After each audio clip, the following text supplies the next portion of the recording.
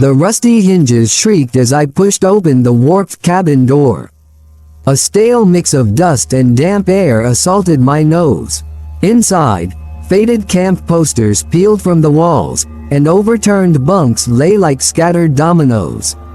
A shiver snaked down my spine, a tremor that wasn't entirely due to the evening chill. Earlier, exploring the perimeter of Camp Whisperwood, I'd stumbled upon this solitary cabin, separated from the others by a dense thicket, and etched into the dusty ground, half hidden beneath fallen leaves, was a single, crimson footprint. It was large, like a man's, and the splayed toes spoke of a hurried retreat. My heart hammered a frantic rhythm against my ribs. We were supposed to be having a carefree weekend getaway, a nostalgic trip back to our childhood stomping grounds. Me, Sarah, Michael, Emily, and David, the inseparable gang from college, reunited after years of chasing dreams across the country. Now, a single bloody footprint had shattered that illusion. "Hey, guys, check this out!" I shouted, stepping back out into the dying light. The others materialized from the gloom, their faces etched with concern. Sarah, ever the level-headed one, knelt beside the print. "Looks fresh," she muttered, her brow furrowed. Michael, the class clown, scoffed. "Probably a raccoon, or Bigfoot, if you believe the local yokels." But the humor died in his throat as he met my gaze. David, always the quiet observer, remained silent, his eyes flitting between the footprint and the isolated cabin. Emily, the life of the party, shivered theatrically. "This place is creepy. Maybe we should head back?" The suggestion hung heavy in the air. A part of me, the rational part, wanted to heed it. But another, darker part, fueled by childhood memories and a dash of morbid curiosity, urged me forward. We decided to explore the cabin, a decision that would unravel a tapestry of long-buried secrets. Inside, we found a dusty journal hidden beneath a bunk. It belonged to the camp counselor from 20 years ago, the year a young camper went missing, never to be found. The counselor's frantic scribblings spoke of a dark figure lurking in the woods, a creature with an inhuman smile, the smiling dog of Camp Whisperwood legend. As darkness descended, suspicion began to fester. Sarah, ever the planner, seemed a little too eager to get out of there. Michael, usually the jokester, kept glancing nervously at the shadows. David's stoicism seemed to mask a deeper unease. And Emily, ever the drama queen, kept disappearing for bathroom breaks, returning with tear-streaked cheeks and flimsy excuses.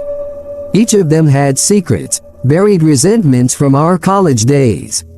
Sarah, once jealous of my relationship with Michael, harboring a secret grudge over a stolen internship. David, the quiet observer, privy to all our vulnerabilities. And Emily, the manipulative one, always playing us against each other. The night was a symphony of paranoia. We huddled together by the dying campfire, the silence broken only by the crackling flames and the unsettling hooting of an owl. Then, a scream shattered the fragile peace. Sarah, we found her outside the counselor's cabin. Her scream choked into a whimper, a single, bloody handprint smeared across her cheek. Panic seized us. We scrambled back to the main cabin, barricading ourselves in. Hours bled into an agonizing eternity. Dawn arrived, painting the sky with streaks of orange and pink. A cruel mockery of the horror that had unfolded. And then, we saw him. A lone figure standing by the lake, his back to us. Tall and gaunt, with a shock of white hair. As he turned, the rising sun illuminated his face. It wasn't any of us. It was the local park ranger, the one who'd warned us against staying at the abandoned camp. A chilling smile stretched across his face, wide and unnatural, revealing a glint of manic glee in his eyes. The ranger, a disturbed loner obsessed with the smiling dog legend, had been stalking us, orchestrating a macabre play to reenact the disappearance from years ago. The bloody footprint, the staged attacks, all part of his twisted game. The police found the counselor's journal in the cabin, the final piece of the puzzle. We escaped Camp Whisperwood, forever scarred by the encounter. The memory of the ranger's smile, a permanent stain on our once carefree friendship. The ranger, his smile widening into a grotesque parody of human kindness, held a rusty bear trap in his calloused hands. "Welcome to the final act," he rasped, his voice a dry whisper that crackled like dead leaves. Fear, cold and primal, coiled in my gut. His eyes, devoid of any human emotion, flitted between us like a predator sizing up prey. We were trapped. The cabin, once a refuge, now resembled a cage waiting to be sprung.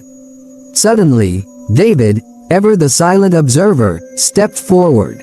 His usual stoicism was replaced by a steely resolve. "Let us go," he said, his voice surprisingly steady. "This isn't the answer." The ranger let out a bark of laughter, a sound that sent shivers down my spine. "Answer? You think I'm here for answers? This is about reliving the thrill, recreating the perfect hunt." He gestured with the trap, its rusty teeth glinting in the weak morning light. Panic clawed at me. We had to get out of there. My gaze darted around the cabin, searching for an escape route. Sarah, ever the strategist, noticed my desperation. "There's a crawl space under the floorboards," she whispered, her voice barely audible. It was a desperate gamble, but it was our only chance. As the ranger fixated on David, Michael, in a surprising display of courage, lunged. He tackled the ranger, knocking the trap from his grasp. The clatter of metal on wood momentarily broke the ranger's focus. It was the opening we needed. Sarah, Emily, and I scrambled towards the crawlspace, its entrance hidden beneath a loose rug. Dust choked us as we squeezed under the floorboards, the musty smell of old wood assaulting our senses. We inched forward, the sound of the struggle above muffled but terrifyingly real. Every creak of the floorboards, every thud and crash, threatened to expose our hiding place. Time stretched into an eternity. Minutes turned into what felt like hours. The sounds of the fight finally faded, replaced by an eerie silence. Had he? The thought was unbearable. Finally, Sarah, the most flexible of the group, emerged from the crawlspace. We followed her cautiously, our hearts pounding in unison. The cabin was eerily quiet. In the center of the room lay Michael, unmoving, a crimson stain blooming on his chest. A guttural growl erupted from behind us. We whipped around to see the ranger, his smile replaced by a snarl. In his hand, he held a bloodied screwdriver, the murder weapon. David was nowhere to be seen. Tears streamed down Emily's face, her bravado shattered. Sarah and I stood our ground, a desperate defiance flickering in our eyes. The ranger advanced, his movements predatory. He grabbed Emily, his grip like a vice. "Now," he rasped, the tip of the screwdriver pressed against her throat. "Let's see if you can solve this little game." He shoved Emily towards a dusty picture frame hanging on the wall.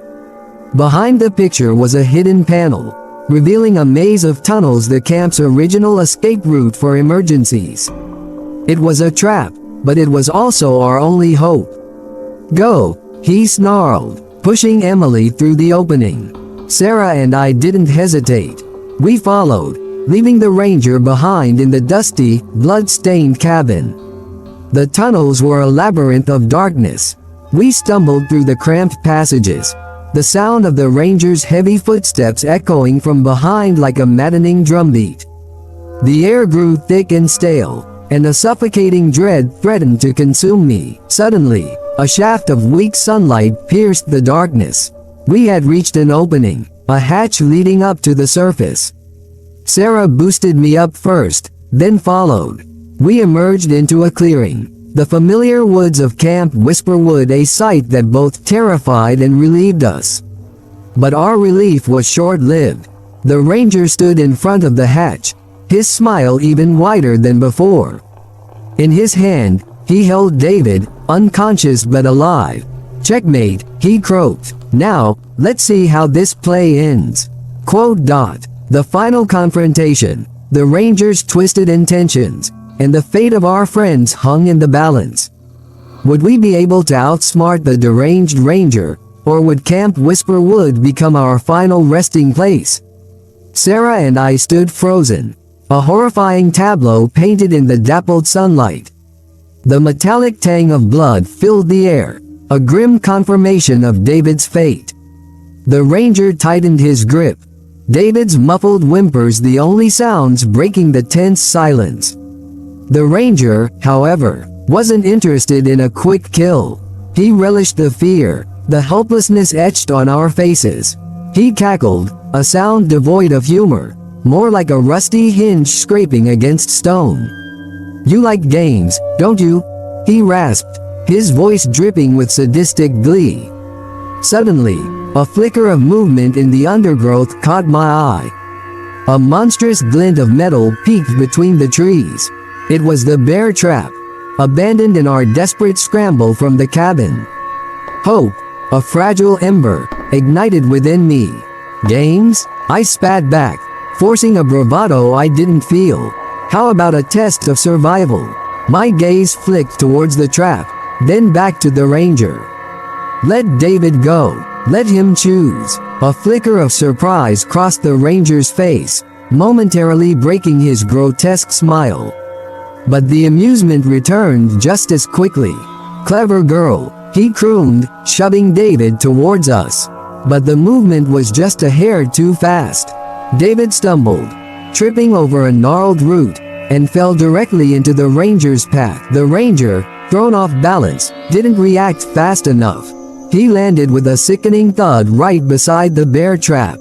A primal scream tore from his throat as the rusty jaws snapped shut, clamping onto his leg with bone-crushing force. He thrashed like a maddened animal, blood blossoming around the mangled limb. We watched, horror and a sliver of morbid satisfaction battling within us. The ranger's screams, a symphony of pain, filled the clearing. He reached for the screwdriver dangling from his belt, his eyes pleading with a desperation that mirrored our own. But before he could get a grip, Sarah lunged. With a feral snarl, she ripped the screwdriver from his grasp and shoved it back towards him. "There's your test," she spat, her voice raw with emotion. "Live with your choices." The ranger let out a guttural growl, a sound of pure hatred. He reached for the screwdriver with trembling hands, his face contorted in pain and fury. His gaze flickered between us and his mangled leg, the trap biting deeper with every flinch. We didn't wait to see his choice. We turned and ran, crashing through the undergrowth, the screams of the ranger fading into the distance. We didn't stop until our lungs burned and our legs threatened to give out. Collapsing beneath a towering oak, we clung to each other, the adrenaline slowly draining from our bodies. We had survived, but at what cost? The image of David, unconscious and bloodied, haunted me. The memory of the ranger's screams promised to echo in my nightmares for years to come. As dusk settled, casting long shadows across the forest floor, we made our way back to the clearing. It was a scene of gruesome horror. Blood-stained leaves clung to the grass. The ranger, silent now, lay sprawled next to the trap, the screwdriver glinting accusingly beside him. The ranger, thrown off balance, didn't react fast enough. He landed with a sickening thud right beside the bear trap. A primal scream tore from his throat as the rusty jaws snapped shut, clamping onto his leg with bone-crushing force. He thrashed like a maddened animal, blood blossoming around the mangled limb. We watched, horror and a sliver of morbid satisfaction battling within us. The ranger's screams, a symphony of pain, filled the clearing. He reached for the screwdriver dangling from his belt, his eyes pleading with a desperation that mirrored our own. But before he could get a grip, Sarah lunged.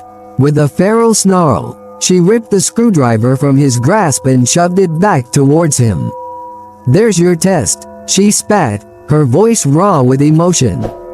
"Live with your choices." The ranger let out a guttural growl, a sound of pure hatred. He reached for the screwdriver with trembling hands, his face contorted in pain and fury. His gaze flickered between us and his mangled leg, the trap biting deeper with every flinch. We didn't wait to see his choice. We turned and ran, crashing through the undergrowth, the screams of the ranger fading into the distance. We didn't stop until our lungs burned and our legs threatened to give out. Collapsing beneath a towering oak, we clung to each other, the adrenaline slowly draining from our bodies. We had survived, but at what cost? The image of David, unconscious and bloodied, haunted me. The memory of the ranger's screams promised to echo in my nightmares for years to come. As dusk settled, casting long shadows across the forest floor, we made our way back to the clearing. It was a scene of gruesome horror. Blood-stained leaves clung to the grass. The ranger, silent now, lay sprawled next to the trap, the screwdriver glinting accusingly beside him. We knelt beside David, checking for a pulse. He was alive, barely. Relief washed over me, bittersweet and laced with the metallic tang of fear. We needed help, and fast. But with no cell service, and the ranger's twisted game potentially alerting others, there was no telling how long it would be before someone found us. Camp Whisperwood, once a symbol of carefree youth, now loomed as a monument to our shattered innocence. The smiling dog legend, dismissed as a childhood myth, had become a terrifying reality. Its legacy etched in blood and bone. The weekend getaway we'd yearned for had morphed into a nightmare, leaving us forever marked by the darkness that lurked beneath the surface of our seemingly ordinary lives. The true horror wasn't just the brutality, but the chilling realization that the monsters weren't confined to the woods. They lived within us all, waiting to be unleashed. We dragged David back to the cabin, his unconscious form a dead weight against our already depleted strength. The ranger's blood, slick and viscous, stained our clothes and hands, the metallic tang heavy in the stale air. We needed to get help, but the phone lines remained dead, another layer of isolation woven into the ranger's twisted play. Sarah, ever resourceful, spotted a rusty first aid kit tucked away in a dusty corner. With trembling hands, we cleaned David's wounds, the antiseptic burning like molten fire on his torn flesh. His whimpers, faint and sporadic, were the only signs of life. Nightfall descended, cloaking the camp in an oppressive darkness. Every rustle of leaves, every snap of a twig, sent a jolt of terror through us. We barricaded ourselves in the cabin again, the windows boarded shut, the door secured with whatever furniture we could find, but sleep refused to come. We huddled together for warmth, the silence broken only by our ragged breaths and the rhythmic drip of something wet from the ceiling. It wasn't rain. In the faint moonlight filtering through the boarded windows, I saw a dark stain spreading across the wooden planks above. A cold dread gripped me. The ranger, he wasn't dead. The sound of scratching erupted from above, a sound of metal scraping against wood. Panic seized us. Sarah grabbed a rusted axe from the wall, its weight unfamiliar in her hands. I, with a surge of desperate courage, grabbed a heavy metal lantern. The scratching intensified, accompanied by a sickening groan. Then, with a deafening crash, a portion of the ceiling caved in. The ranger, his face a mask of fury and pain, dangled precariously from the opening, his mangled leg twisted at an unnatural angle. He let out a blood-curdling scream, the sound raw and desperate. His eyes, burning with a psychotic gleam, locked onto me. "You took my game," he rasped, his voice choked with pain. Now you play mine. He hurled a chunk of wood at Sarah, narrowly missing her head. In that split second, I knew reason wouldn't prevail. This wasn't a killer to be outwitted, this was a broken man consumed by a twisted desire for revenge. With a primal scream, I swung the lantern at his head. The glass shattered on impact, raining down shards and plunging him into temporary darkness. Sarah, seizing the opportunity, lunged forward with the axe. The sound of the blade meeting flesh was sickeningly wet, a horrific symphony echoing through the cabin. The ranger thrashed, his screams turning into gurgling moans. But Sarah didn't relent. Blow after brutal blow, she hacked at him, fueled by a mixture of terror and the need to end this nightmare. I watched, the lantern dangling uselessly from my hand, a silent witness to the carnage. Finally, with a sickening thud, the ranger went limp. Silence descended, thick and heavy. We didn't move, didn't breathe, for what felt like an eternity. Then, with trembling hands, Sarah switched on a dusty lamp, its weak light revealing the horrific aftermath. The room was a splatter house. The ranger's body lay in a grotesque parody of a human form, his face a mangled mess, blood pooling around him like a gruesome halo. Sarah, covered in his blood, stared at her hands in a daze. Her axe clattered to the floor, the sound shattering the silence. But the terror wasn't over. Just as the weight of what we'd done began to sink in, a new sound cut through the air, a chilling laughter, a sound that sent shivers down my spine. It wasn't the ranger's guttural roar. This laughter was high-pitched, almost childish, and it seemed to emanate from everywhere and nowhere at once. "You think you've won?"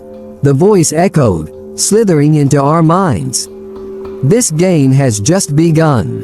The cabin lights flickered, then plunged us into darkness. We were alone, bathed in the blood of our tormentor, with only the chilling laughter of the smiling dog to guide us into the endless night. The laughter clawed at our sanity, a high-pitched cackle that bounced off the blood-soaked walls of the cabin.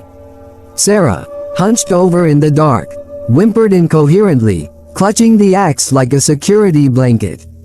David, barely breathing on the floor, remained oblivious to the new horror unfolding. I stumbled towards the window, desperation fueling my movements. Maybe, just maybe, the laughter was a hallucination, a product of the trauma we'd endured. But as I pushed aside the boarded planks, a grotesque scene met my eyes. Hanging upside down from a nearby tree, bathed in the pale moonlight, was the ranger's mangled body. His face, contorted into a wide, unnatural grin, seemed to be the source of the laughter. His eyes, wide open and staring, held a terrifying glint of amusement. My scream, sharp and raw, sliced through the night and mingled with the ranger's chilling cackle. The laughter seemed to grow louder, more insistent, as if feeding off our fear. A cold understanding clawed its way into my mind. The ranger wasn't the mastermind. He was merely a twisted puppet, a pawn sacrificed in a much larger game. Suddenly, the laughter stopped. The silence that followed was worse. It felt heavy, laden with anticipation. Then, from the woods surrounding the cabin, a chorus of growls erupted. Not the guttural roar of a wild animal, but something more human-like. A pack of figures emerged from the darkness, their forms obscured by the shadows. Tall and gaunt, they moved with an unsettling grace, their eyes glowing with a faint, unnatural light. In their hands, glinting in the moon, they held a collection of rusty tools, cleavers, machetes, bone saws. Panic turned to a chilling dread. These weren't hunters or crazed campers. They were something else entirely, something born of the darkness that festered beneath Camp Whisper Wood. The smiling dog legend, once a mere campfire story, had become a horrifying reality. As they charged toward the cabin, a primal scream ripped from Sarah's throat. She lunged for David, pulling him towards a hidden crawlspace beneath the floorboards. I hesitated, momentarily paralyzed by fear. But as the creatures reached the cabin, their growls escalating into a bloodthirsty frenzy, the survival instinct kicked in. I grabbed the lantern, its dented frame offering a sliver of hope against the overwhelming darkness. With a desperate prayer, I smashed the lantern against the floor, igniting the spilled fuel. Flames erupted, engulfing the cabin in a blaze of orange light.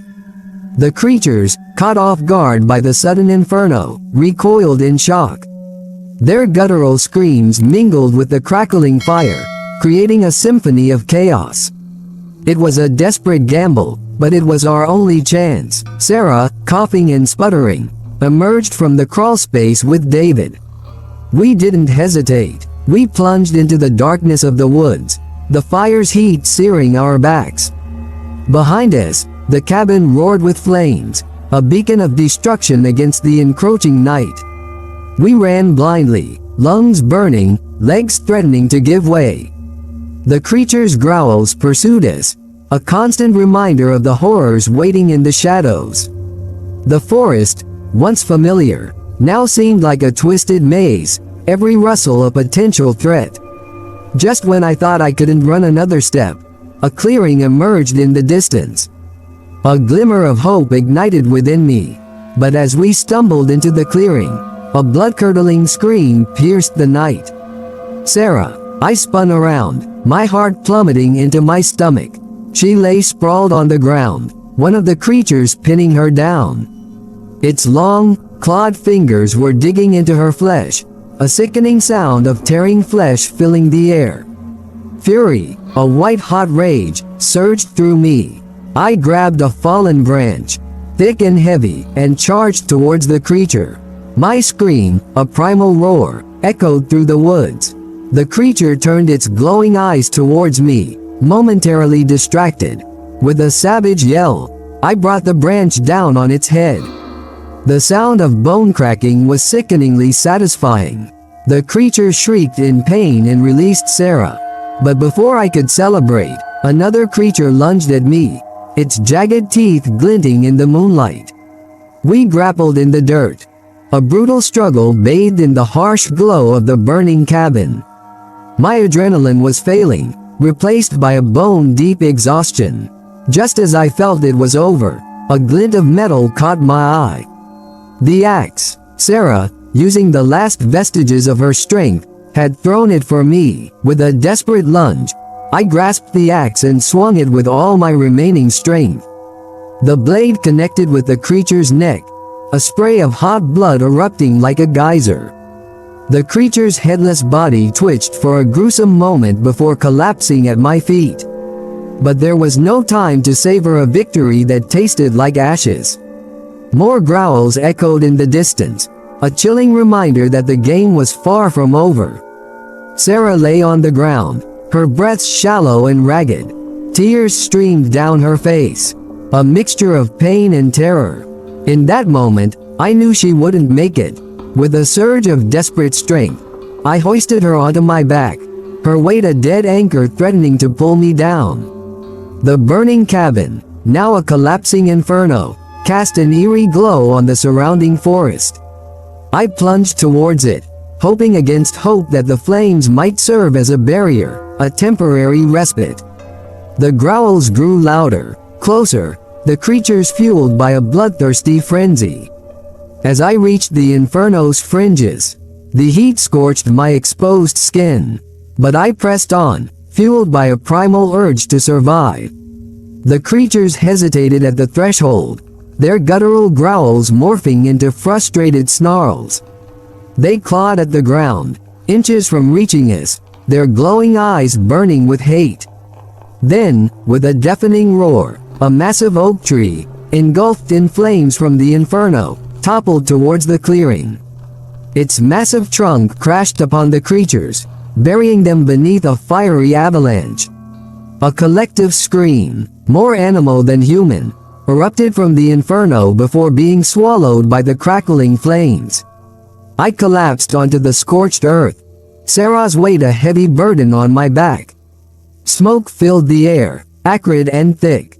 My vision blurred, the line between reality and hallucination becoming dangerously thin. Through the haze, I could swear I saw a faint, toothy grin carved into the flames, the laughter of the smiling dog echoing in my mind. But Sarah didn't move. Her eyes, glazed with shock, remained fixed on the smoldering remains of the cabin. As the man drew closer, his features coming into sharper focus, a gasp escaped her lips. "David," she rasped, her voice barely a whisper. The man stopped, his brow furrowed in confusion. "Who's David?" Blood drained from my face. The axe felt heavy in my hand. David, the real David, unconscious and possibly dying, lay hidden beneath the floorboards of the burning cabin. My gaze flickered back to the man, his face now morphing into a grotesque mask of glee. The ranger, not dead, transformed. "Gotcha," he rasped, his voice dripping with twisted amusement. His inhuman smile, whiter than ever, revealed rows of razor-sharp teeth. He lunged. In that split second, a horrifying truth crashed upon me. The ranger wasn't playing a game. He was an instrument, a pawn sacrificed to awaken something far more sinister, the true embodiment of the smiling dog legend. Sarah screamed. A primal cry cut short as the ranger's clawed hand clamped over her mouth. The axe felt foreign in my hand, but it was my only hope.